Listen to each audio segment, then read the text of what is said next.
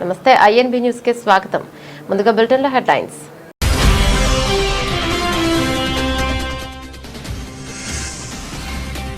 కార్యకర్తలపై Kharge fire, పనికి మాలిన వాళ్ళు అంటూ తీవ్ర వ్యాఖ్యలు.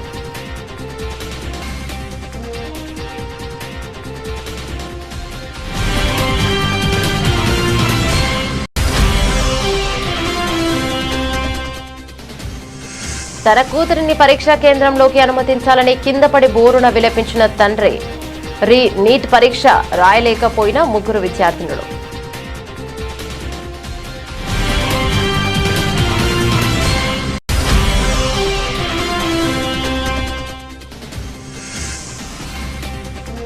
మతి స్థిమితం కోల్పోయిన మైనంపల్లి, బీఆర్ఎస్ నేతల strong warning.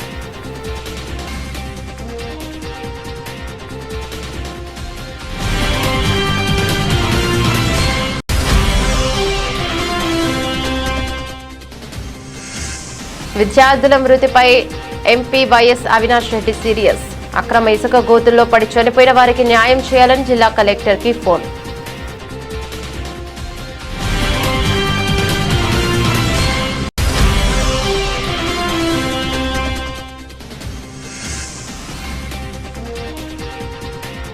Tamil Nadu CM TVK అధినేత విజయ్ పుట్టినరోజు. తమిళనాడు వ్యాప్తంగా సామాజిక సేవా కార్యక్రమాలు సంబరాలు.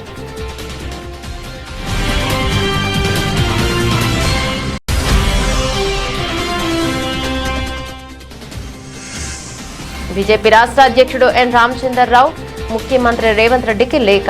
టీపీసీసీ చీఫ్ మహేష్ కుమార్ గౌడ్ బీజేపీకి గట్టి కౌంటర్.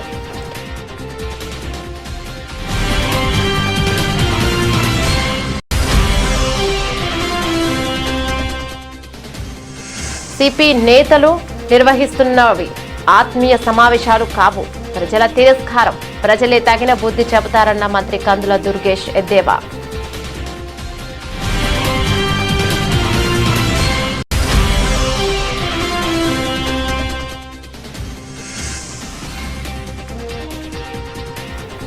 కాపులకు 3,000 కోట్లు ఇస్తామన్నారు, 3 కూడా ఇవ్వలేదు. వైఎస్ఆర్సీపీ నేత మాజీ మంత్రి పేర్ని నాని విమర్శించారు.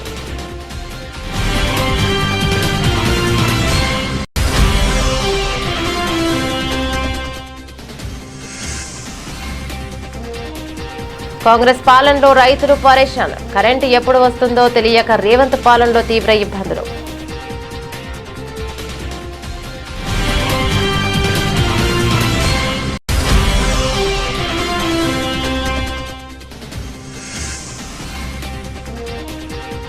కామారెడ్డిలో మొట్టమొదటిసారిగా 1,93,00,000 విలువ గల గంజాయి స్వాధీనం. గంజాయి సరఫరా చేసే ముఠాని పట్టుకుని 3 అరెస్టు. కాంగ్రెస్ జాతీయ అధ్యక్షుడు మల్లికార్జున ఖర్గే సొంత పార్టీ కార్యకర్తలపై తీవ్ర ఆగ్రహాన్ని వ్యక్తం చేశారు. కర్ణాటకలో జరిగిన ఓ పార్టీ కార్యక్రమంలో ముఖ్యమంత్రి డీకే శివకుమార్ కు మద్దతుగా కొందరు కార్యకర్తలు డీకే అంటూ నినాదాలు చేయడంతో ఆయన సహనం కోల్పోయారు. పనికి మాలిన వాళ్ళు అంటూ వారిపై మండిపడ్డారు. కర్ణాటక పీసీసీ నూతన అధ్యక్షుడిగా బీకే హరిప్రసాద్ పదవి బాధ్యతలను స్వీకరిస్తున్న వేదికపై ఈ ఘటన చోటు చేసుకుంది. కార్యకర్తలు నినాదాలు ఆపకపోవడంతో ఖర్గే తీవ్ర స్వరంతో మాట్లాడారు. నోరు మూయండి, కింద కూర్చోండి, దేశమంతా మీ చేతుల్లోకి వచ్చినట్టు ప్రవర్తిస్తున్నారు. ఇది కాంగ్రెస్ పార్టీ సమావేశం, ఎవరో ఒక వ్యక్తి కోసం ఏర్పాటు చేసింది కాదు. పార్టీని బలోపేతం చేయడానికి, ఐక్యంగా ఉంచడానికి అందరం ఇక్కడికి వచ్చాం. ఒకరి పేరు మరొకరు ఇంకొకరి పేరు అరుస్తుంటే మిగిలిన వాళ్ళు ఇక్కడ చెత్త ఊడ్చడానికి వచ్చారా అని గట్టిగా అరిచారు. ఈ సమయంలో ముఖ్యమంత్రి డీకే శివకుమార్ కూడా స్వయంగా లేచి నిలబడి కార్యకర్తలను శాంతించాలని సైగలు చేయడం గమనార్హం. అంతటితో ఆగకుండా పార్టీలో క్రమశిక్షణ చాలా అవసరమని ఖర్గే స్పష్టం చేశారు. ఇక్కడ ఎవరు అల్లరి చేస్తున్నారో వీడియో ఫుటేజ్ లో రికార్డ్ అవుతోంది. ఆ ఫుటేజ్ చూసిన తర్వాత ఖచ్చితంగా క్రమశిక్షణ చర్యలు తీసుకుంటారు, ఎవరిని వదిలిపెట్టనని తీవ్రంగా హెచ్చరించారు. పార్టీ వల్లే మనందరికీ గుర్తింపని వ్యక్తిగత నినాదాలతో పార్టీ ప్రతిష్టను దెబ్బతీయవద్దని సూచించారు. అధ్యక్షగిరి అధికారం అన్న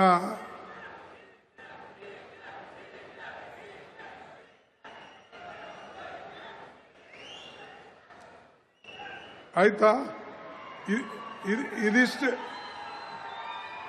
ಸುಮ್ಮನಾಗ್ರಿ ಇಲ್ಲೇ ಇದಿಷ್ಟು ಹಿಂಗೆ ಕೂಗಿದ್ರೆ ಇಡೀ ದೇಶ ನಿಮ್ಮ ಕೈಯಾಗ ಬಂದಂಗೆ ಆಗ್ತದ. Useless fellows.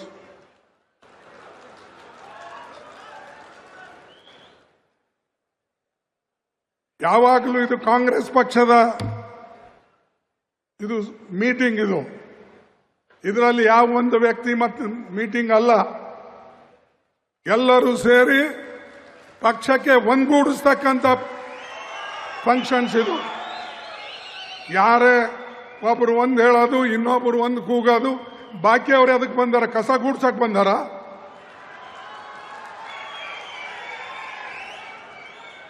ಬಂಧುಗಳೇ, ನೆನಪಿಡಿ, ಯಾವಾಗಲೂ ಕೂಡ ಶಿಸ್ತು ಪಕ್ಷಕ್ಕೆ ಬೇಕು. ಇಲ್ಲಿ ವ್ಯಕ್ತಿ ಪೂಜೆ ನಡೆಯೋದಿಲ್ಲ. ಯಾರೆಷ್ಟೇ ದೊಡ್ಡವರು ಇರಲಿ. ನಾನು ನೋಡಿದ್ದೀನಿ. మధ్యప్రదేశ్లోని విదిశ గర్ల్స్ కాలేజ్ పరీక్షా కేంద్రం వద్ద నీట్ రాసేందుకు వచ్చిన ముగ్గురు విద్యార్థులను వేర్వేరు కారణాల వల్ల లోపలికి వెళ్లలేక పరీక్షకు దూరమయ్యారు. 40 కిలోమీటర్ల దూరం నుండి ప్రయాణించి బైక్ పంచర్ కావడం మరియు వర్షం వల్ల కేవలం 2 నిమిషాలు ఆలస్యంగా వచ్చిన కూతురిని అనుమతించకపోవడంతో ఓ తండ్రి కేంద్రం బయట కింద పడి బోరున విలపించిన దృశ్యాలు సామాజిక మాధ్యమాల్లో వైరల్ గా మారాయి. ఈ ఘటనకు సంబంధించిన పూర్తి వివరాలు ఇలా ఉన్నాయి. రాగిని మరియు స్నేహ అనే విద్యార్థినులు గేటు వద్దకు చేరుకునేసరికి నిర్ణీత సమయం కంటే మధ్యాహ్నం 1:30 అంటే 2 నిమిషాలు ఆలస్యం అయింది. అంటే 1:32 నిమిషాలకి అక్కడ గొడవ జరగడంతో నోడల్ అధికారి చొరవ తీసుకుని వారిని లోపలికి అనుమతించారు. అయితే అప్పటికే సమయం మించిపోవడంతో సిస్టంలో వారి బయోమెట్రిక్ థంబ్ ఇంప్రెషన్ తీసుకోలేదు. ఫలితంగా వారి హాజరు నమోదు కాకపోవడంతో పరీక్ష రాయకుండానే వెనుదిరగాల్సి వచ్చింది. అక్షత్ అనే మరో విద్యార్థిని అడ్మిట్ కార్డుకు సంబంధించిన పొరపాటు వల్ల పరీక్షకు దూరమైంది. ఆమె నీట్ కొత్త హాల్ టికెట్ కు బదులుగా గతంలో రద్దయిన పాత పరీక్ష అడ్మిట్ కార్డును తీసుకురావడంతో అధికారులు ఆమెను లోపలికి అనుమతించలేదు. కురవాయిలోని కమ్లా గ్రామానికి చెందిన రాగిని తండ్రి తన కూతురుని ఎలాగైనా డాక్టర్ను చేయాలనే లక్ష్యంతో 70 కిలోమీటర్ల దూరం నుండి బైక్ పై తీసుకువచ్చారు. కానీ మార్గ మధ్యంలో బైక్ పంచర్ కావడంతో భారీ వర్షం పడడంతో వారు కేవలం 2 నిమిషాలు ఆలస్యంగా చేరుకున్నారు. లోపలికి వెళ్లిన కూతురు బయోమెట్రిక్ కాక తిరిగి వచ్చేయడంతో తన కష్టం వృధా అయిపోయిందన్న ఆ తండ్రి పరీక్షా కేంద్రం ముందే కూలబడి ఏడ్చారు. నేషనల్ టెస్టింగ్ ఏజెన్సీ అంటే ఎన్టీఏ నిబంధనల ప్రకారం సమయం దాటిన తర్వాత బయోమెట్రిక్ సర్వర్లు లాక్ అవుతాయని, తాము హెల్ప్లెస్ అని అక్కడి అధికారులు స్పష్టం చేశారు.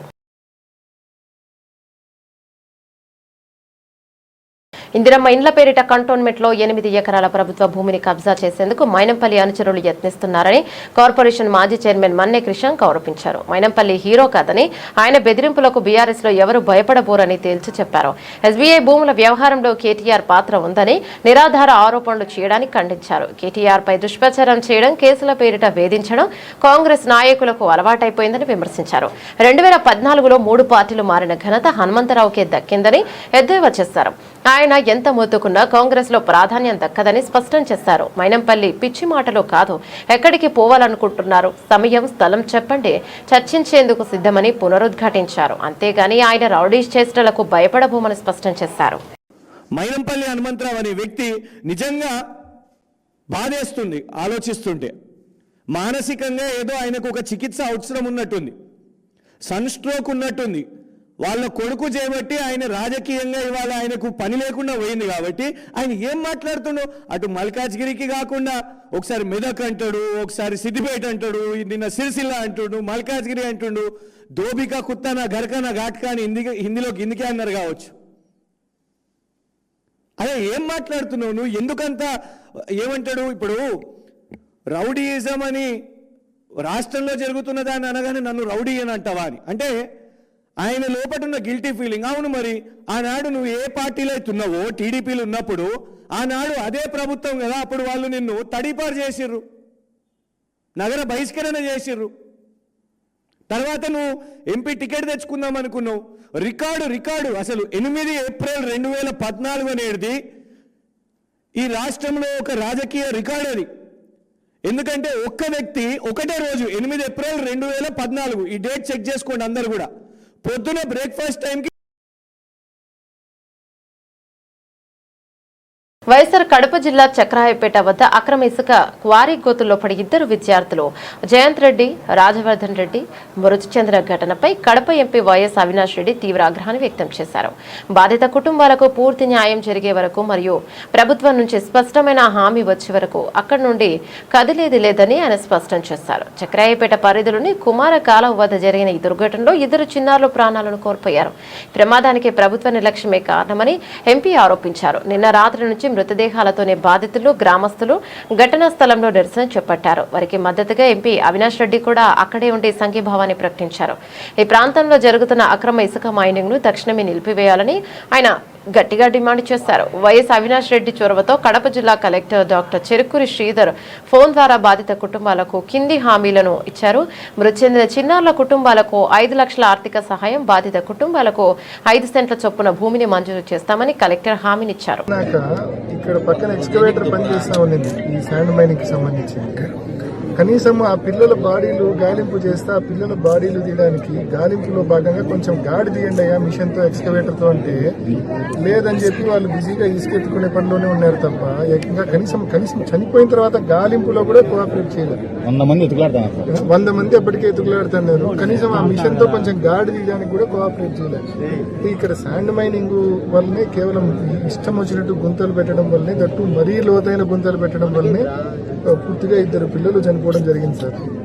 సో వీళ్ళు అంటే కొన్ని sir sir sir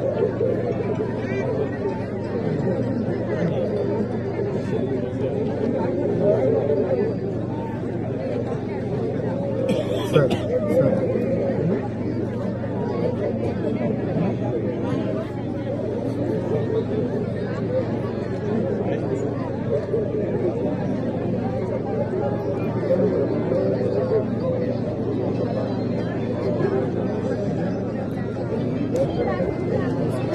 sir NGT కూడా నోటీసెస్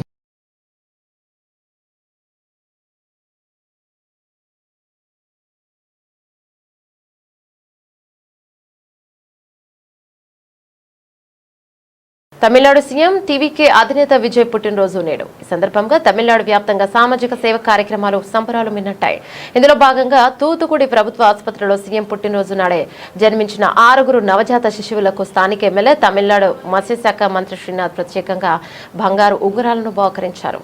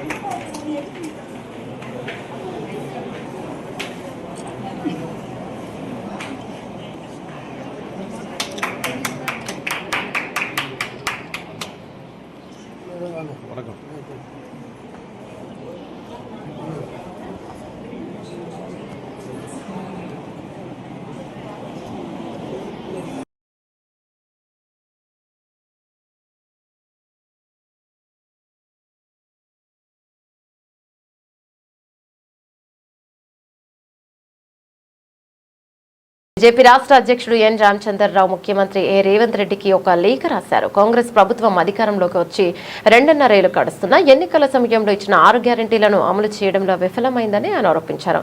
ఈ హామీల అమలుపై చర్చించడానికి కాంగ్రెస్ అగ్రనేత రాహుల్ గాంధీ అపాయింట్మెంట్ ఇప్పించాలని ఆయన కోరారు. దీనిపై తీవ్రంగా స్పందించిన టీపీసీసీ చీఫ్ మహేష్ కుమార్ గౌడ్ బీజేపీకి గట్టి కౌంటర్ ఇచ్చారు. రామచంద్రరావు గనక ప్రధాని నరేంద్ర మోదీ అపాయింట్మెంట్ ఇప్పిస్తే బీజేపీ గత 3 లోక్సభ ఎన్నికల మేనిఫెస్టోలలో దేశ ప్రజలకు ఇచ్చిన హామీలపై తాము చర్చకు సిద్ధమని సవాళ్లు విసిరారు.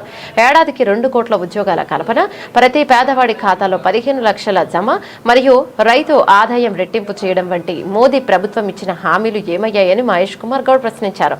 ప్రధాని మోదీ హామీల అమలుపై చర్చ ముగిసిన తర్వాతే రాహుల్ గాంధీ సమయం గురించి మాట్లాడదామని స్పష్టం చేశారు.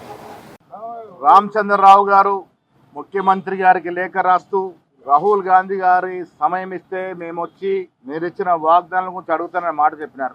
మిత్రులు రామచంద్రరావు గారిని విజ్ఞప్తి చేస్తా ఉన్నా, మేము వచ్చి తెలంగాణలో అధికారంలోకి వచ్చి 2.5 సంవత్సరాలే అయ్యింది. మీరు కేంద్రంలో అధికారంలోకి వచ్చి మోడీ గారు ప్రధానమంత్రి అయి 12.5 సంవత్సరాలు అయింది. ఈ 2.5 సంవత్సరాల తర్వాత మాట్లాడుకుందాం, కానీ 12 సంవత్సరాల ముందు ఆనాడు 2014 ఎన్నికలకు వచ్చే ముందు మీరు ఇచ్చిన వాగ్దానాలు 2 కోట్ల ఉద్యోగాలు, బ్యాంకు ఖాతాల్లో 15 లక్షల జమ, పెట్రోల్ డీజిల్ ధరల తగ్గింపు, పేదవాడి జీవితాలు బాగు చేస్తాం, ఎన్నెన్నో మాటలు చెప్పి అధికారంలోకి వచ్చారు. అవేవి ఇప్పటివరకు నెరవేరలే. అందుకే రామచంద్రరావు గారు ప్రధానమంత్రి సమయం ఇప్పిస్తే మొదటగా తెలంగాణ నుంచి వచ్చి వీటి గురించి అడుగుదాం. మేము అధికారంలోకి వచ్చింది 2023లో, మీరు 2014లో వచ్చారు. మీరు ఈ 12.5 సంవత్సరాలుగా ఇచ్చిన వాగ్దానాలు ఏ విధంగా పూరించినారు, ఏవి పెండింగ్ ఉన్నాయో మొదటగా ప్రధానమంత్రి గారి సమయం మీరు ఇప్పిస్తే వారిని కలిసి. వైసీపీ నేతలు నిర్వహిస్తున్నవి ఆత్మీయ సమావేశాలు కావు, ప్రజల తిరస్కారం, రాజకీయ భవిష్యత్తుపై భయంతో చేసుకుంటున్న ఆత్మావలోకన సమావేశాలు మాత్రమే. 5 ఏళ్ల పాలనలో కాపు కార్పొరేషన్ను నిర్వీర్యం చేసి విదేశీ విద్యా పథకాలను నిలిపివేసి కాపు యువత భవిష్యత్తుతో చెలగాటమన్న నాయకులకు నేడు కాపు సమాజం గురించి మాట్లాడే నైతిక హక్కు లేదు. పిఠాపురం ప్రజలు ఘన విజయం అందించిన జనసేన అధినేత ఉప ముఖ్యమంత్రి శ్రీ పవన్ కళ్యాణ్ గారిపై వ్యక్తిగత విమర్శలు చేయడం వైసీపీ నేతల రాజకీయ నిరాశకు నిదర్శనం. ప్రజాస్వామ్యంలో ఎక్కడి నుంచైనా పోటీ చేసే హక్కు ప్రతి నాయకుడికి ఉంది. ప్రజల ఆశీర్వాదంతోనే పవన్ కళ్యాణ్ గారు చారిత్రాత్మక విజయాన్ని సాధించారు. కార్యకర్తలను గౌరవించడం జనసేన పార్టీ సిద్ధాంతం. సామాన్య కార్యకర్త కొట్టే సాయిని ఆదుకొని నేడు ఆలయ చైర్మన్ స్థాయికి తీసుకువచ్చిన చరిత్ర జనసేన పార్టీదే. దేశం సమాజం బాగుండాలి, నన్ను కులాల చట్రంలో బంధించవద్దు అనే పవన్ కళ్యాణ్ ఉన్నత భావజాలాన్ని వక్రీకరించి రాజకీయ లబ్ధి పొందాలని ప్రయత్నించడం వైసీపీ నాయకుల దిగజారుడు రాజకీయాలకు నిదర్శనం. కులాల పేరుతో సమాజాన్ని మభ్యపెట్టే ప్రయత్నాలు ఇక సాగవు. ప్రజలు నిజాలను గమనిస్తూనే ఉన్నారు. స్వార్థ రాజకీయాల కోసం కాపు సమాజాన్ని ఉపయోగించుకోవాలని చూస్తే ప్రజలే తగిన బుద్ధి చెబుతారని మంత్రి కందుల దుర్గేష్ అన్నారు.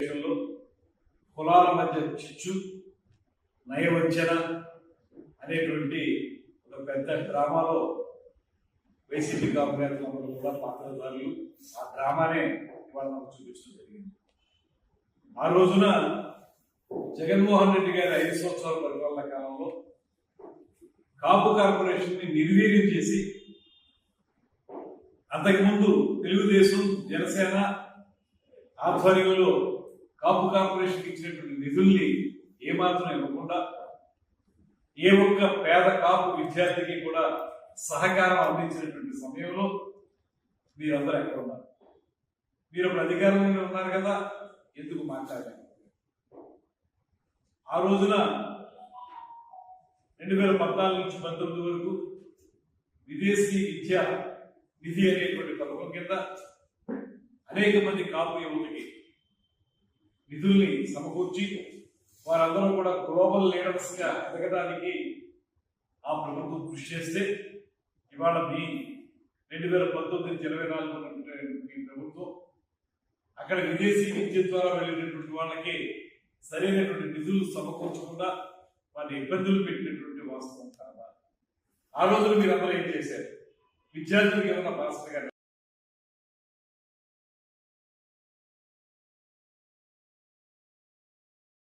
కాపుల సంక్షేమానికి కట్టుబడి ఉంటామని చెప్పి అధికారంలోకి వచ్చిన కూటమి ప్రభుత్వం హామీలను విస్మరించిందని వైఎస్ఆర్సీపీ నేత మాజీ మంత్రి పెన్ని నాని విమర్శించారు. కాపు కార్పొరేషన్ కు 3,000 కోట్లు కేటాయిస్తామని ప్రకటించిన ప్రభుత్వం 2 ఏళ్లలో కనీసం 3 కూడా ఇవ్వలేదని మండిపడ్డారు. డాక్టర్ బిఆర్ అంబేద్కర్ కోనసీమ జిల్లా వెంకటాయపాలెంలో జరిగిన కాపు నేతల ఆత్మీయ సమావేశంలో పాల్గొన్న అనంతరం ఆయన మీడియాతో మాట్లాడారు. కాపుల సంక్షేమం పేరుతో ప్రభుత్వం మాయమాటలు చెప్పిందని ఆరోపించారు. Deputy CM Pawan Kalyan, CM Chandrababu వ్యవహార శైలిపై కూడా పేర్ని నాని విమర్శలు గుప్పించారు. కాపు సమాజానికి నిజమైన న్యాయం చేయకుండా రాజకీయ నాటకాలు చేస్తున్నారన్నారు. అనంతపురం వరకు ఈ 13 పాత జిల్లాల్లో ఉన్నటువంటి వైఎస్ఆర్ కాంగ్రెస్ పార్టీ కాపు నేతలందరూ కూడా ఇక్కడ సమావేశం అవటం జరిగింది. ఈ సమావేశంలో గడిచిన 2 సంవత్సరాలుగా కాపులకు జరుగుతున్నటువంటి నష్టాలు, కష్టాలు, అన్నిటితో మాట్లాడుకుంటూ కేవలం ఒక కాపులకి జరిగేటువంటి కష్టాలని, నష్టాలని, బాధల్ని మాత్రమే కాకుండా జనం ఎక్కువగా ఉన్నటువంటి, సంఖ్యాబలంగా ఎక్కువగా ఉన్నటువంటి కాపుల కష్టాలే కాకుండా సంఖ్యాబలం తక్కువగా ఉండి గొంతు వినిపించలేనటువంటి సామాజిక వర్గాల యొక్క బాధల్ని, కష్టాలని కూడా మనమే వారి గొంతై మాట్లాడాలి, వారి బాధల్ని మనమే ఎత్తి చూపాలి, గొంతై మాట్లాడాలి అని చెప్పని ఈరోజు తీర్మానం చేయడం జరిగింది. 3-4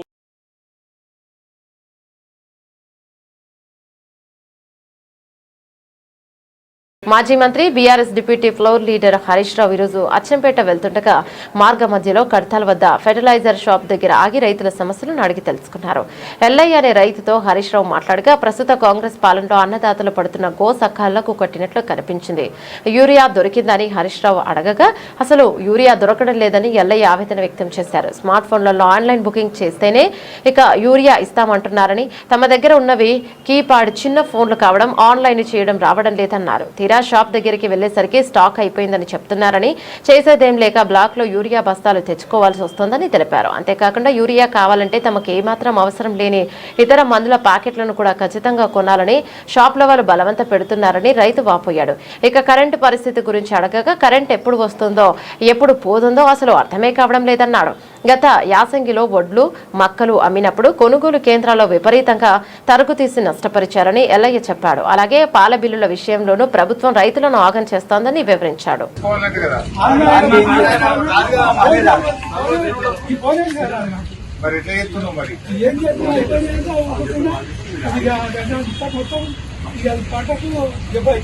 ఈ వానకాలం ఏం పెడుతున్నావు? ఈ మందులు లేదు మాకు వస్తుందా?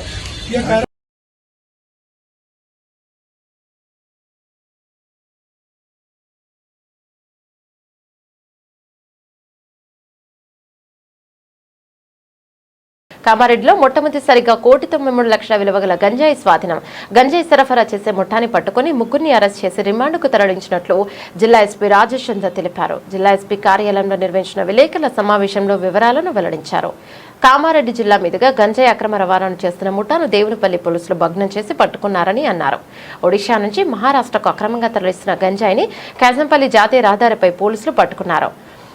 పనస పండ్ల లోడ్ మాటున గంజాయిని రవాణా చేస్తున్న అంతర్రాష్ట్ర ముఠాకు చెందిన ముగ్గురు నిందితులను అరెస్ట్ చేశారు. అరెస్ట్ అయిన నిందితులు కరీముల్లా, సుభాష్, రహీంలు నిజామాబాద్ జిల్లాకు చెందిన వారిగా గుర్తించారు.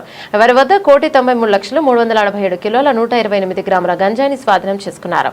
అలాగే వీరి వద్ద నుండి ఒక అశోక్ లేలాండ్ ల్యాండ్ వాహనం, 2 మొబైల్ ఫోన్లు, 500 రూపాయల నగదును స్వాధీనం చేసుకున్నారు పోలీసులు. నిందితులను రిమాండ్కు తరలించినట్లు ఎస్పీ తెలిపారు. ఈ కేసును ఛేదించి చాకచక్యంగా వ్యవహరించిన పోలీసు సిబ్బందికి రివార్డులు ప్రకటించినట్లు జిల్లా ఎస్పీ రాజేష్ చంద్ర వెల్లడించారు.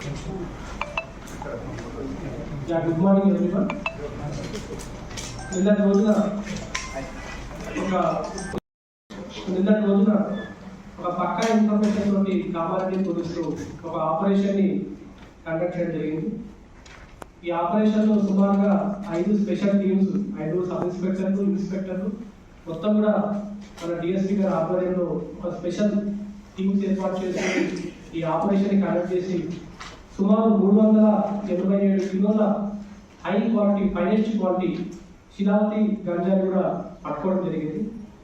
ఈ గంజాయి ట్రాన్స్పోర్టేషన్ మనకి ఒరిస్సా బార్డర్ నుంచి మన తెలంగాణ మీదుగా నాసిక్ వెళ్లాల్సి ఉంది.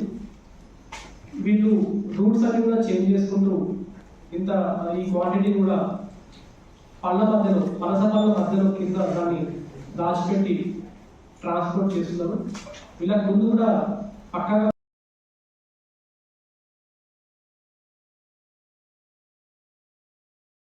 స్విట్జర్లాండ్ వేదికగా అమెరికా, ఇరాన్ మధ్య చర్చలు సానుకూలంగా జరుగుతున్నాయని వార్తలు వస్తున్న నేపథ్యంలో దేశీయ సూచీలు లాభాలతో ప్రారంభమయ్యాయి. జూన్ 19 నాటి ట్రేడింగ్ లో దేశీ మదుపర్లు 4,859 కోట్ల విలువైన షేర్లను కొనుగోలు చేయడం సానుకూలంగా మారింది. అలాగే క్రూడ్ ఆయిల్ ధరలు తగ్గుముఖం పట్టడం, మరోవైపు డాలర్తో పోల్చుకుంటే రూపాయి 94.25 బలపడడం దేశీయ సూచీలలో జోష్ నింపుతోంది. ఈ నేపథ్యంలో సెన్సెక్స్, నిఫ్టీ వరుసగా లాభాలలో కదలాడుతున్నాయి.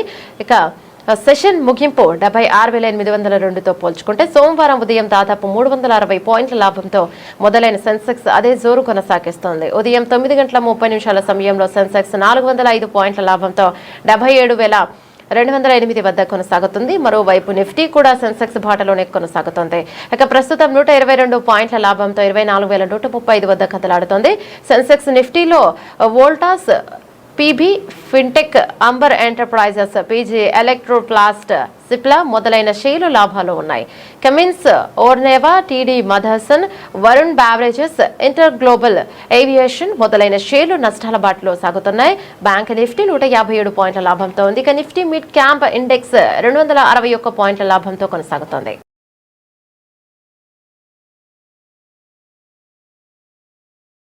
టాలీవుడ్ స్టార్ హీరో అల్లు అర్జున్ సంధ్య థియేటర్లో జరిగిన తొక్కిసలాట కేసుకు సంబంధించి నాంపల్లి కోర్టుకు హాజరు కాలేదు.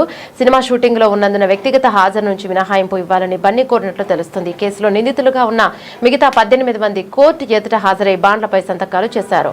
2024 డిసెంబర్ 4న పుష్ప 2 సినిమా బెనిఫిట్ షో సందర్భంగా ఆర్టీసీ క్రాడ్స్ లో సంధ్య థియేటర్ల వద్ద జరిగిన తొక్కిసలాటలో రేవతి అనే మహిళ మరణించగా ఆమె కుమారుడు శ్రీతేజ గాయపడిన విషయం తెలిసిందే. అయితే ఈ దుర్ఘటనపై కేసు నమోదు చేసిన చిక్కడపల్లి పోలీసులు విచారణ అనంతరం మొత్తం 23 మందిపై ఛార్జ్షీట్ దాఖలు చేశారు.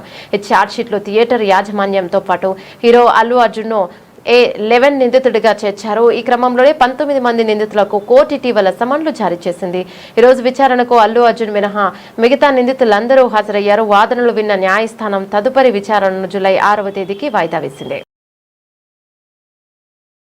బులెటిన్ ముగించే ముందు హెడ్లైన్స్ మరోసారి.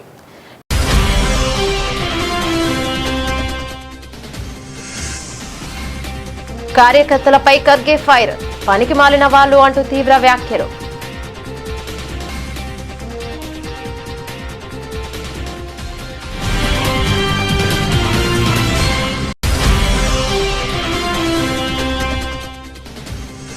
తన కూతురిని పరీక్షా కేంద్రంలోకి అనుమతించాలని కింద పడి బోరున విలపించిన తండ్రి. నీట్ పరీక్ష రాయలేకపోయిన 3 విద్యార్థినులు.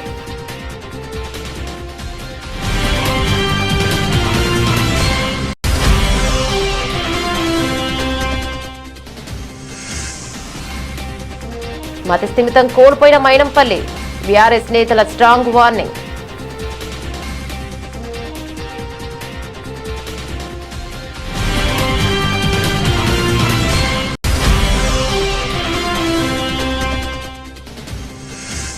విద్యార్థుల మృతిపై MP YS Avinash Reddy serious.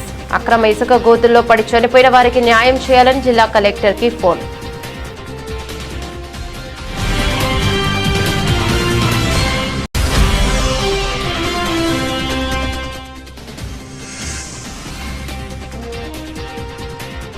Tamil Nadu CM TVK అధినేత విజయ్ పుట్టినరోజు. తమిళనాడు వ్యాప్తంగా సామాజిక సేవా కార్యక్రమాలు సంబరాలు.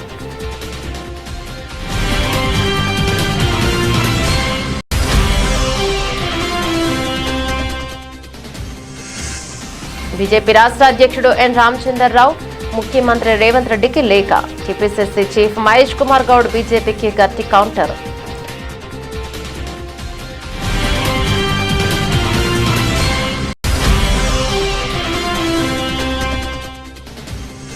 సిపి నేతలు నిర్వహిస్తున్నవి ఆత్మీయ సమావేశాలు కావు, ప్రజల తిరస్కారం, ప్రజలే తగిన బుద్ధి చెబుతారన్న మంత్రి కందుల దుర్గేష్ ఎద్దేవా.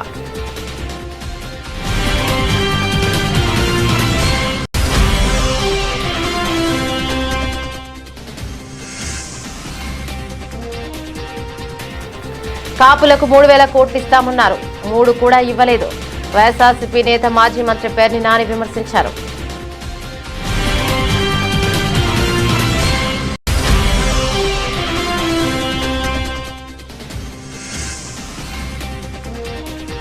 కాంగ్రెస్ పాలనలో రైతులు పరేషాన్. కరెంటు ఎప్పుడు వస్తుందో తెలియక రేవంత్ పాలనలో తీవ్ర ఇబ్బందులు.